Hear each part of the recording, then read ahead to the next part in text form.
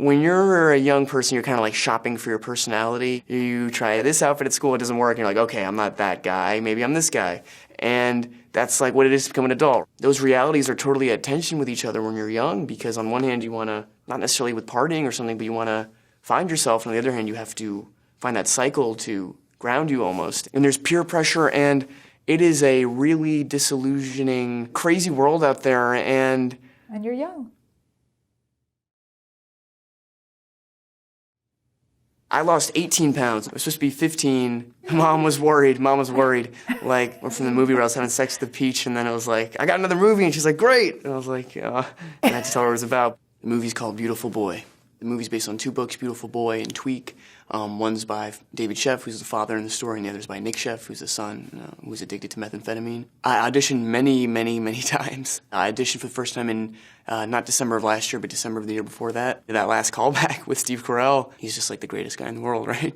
The first time I met Steve was at a chemistry read, and I'm like I shouldn't even say a big Office fan. I'm like the typical Office fan, which is like a big Office fan, and I just had to temper that, because I didn't want to weird him out. Like, you ever get it wrong when you meet a famous person you really like? If you didn't get it because the work sucked, that's fine. But if you didn't get it because you said something weird, or you were like, hey, Steve, I'm such a fan, and like leaving the room, he was like, I don't know, that kid.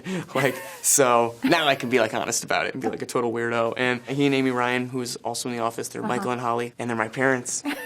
Beautiful Boy is a script they'd been trying to get made for 10 years. Every guy actor my age had gone in for it, and that holds a special place in my heart, because I've been lucky, but like a lot of the bigger like Spider-Man, things like that I didn't get. That was the moment where I was like, oh wow, that's something I went in for like 6 times. Nobody ever said I was nuts. You use the word scary, so I don't want to indicate a positive overture out of that, but that's kind of how I feel, and it's been really interesting. The more we talk about the movie, the more we do Q&As, the more I'm kind of aware of its tonality and what it is to the world. And I realize, oh man, we made an anti-glorification of drugs. The learning grace of this movie for me was addiction doesn't have a face. It has no preferred class or gender or race. I think it's almost easier to be like, oh, well, that doesn't affect me or my family or my friends, when the reality is it's everywhere. Nick came to set. We were shooting at UCLA. It's a second rehab sequence in the movie. And I think it was surreal for him, and certainly it would be odd. How weird would it be to have someone play you? I was in England, and I got an email that he was going to see it on a Friday or something. So that Friday passed, I didn't hear anything.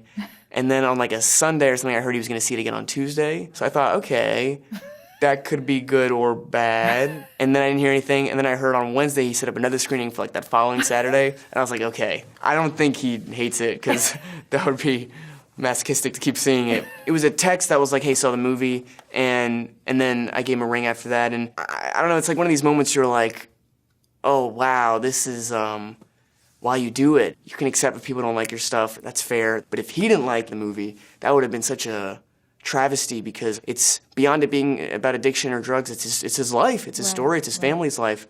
And I gotta tell you, like, in talking to him, to have somebody like confirm back to you on the phone, like, hey, we trusted you with this story and this process, and thank you, because we appreciate it. Pick up that thing. Thanks, Lynn. Find out your fortune.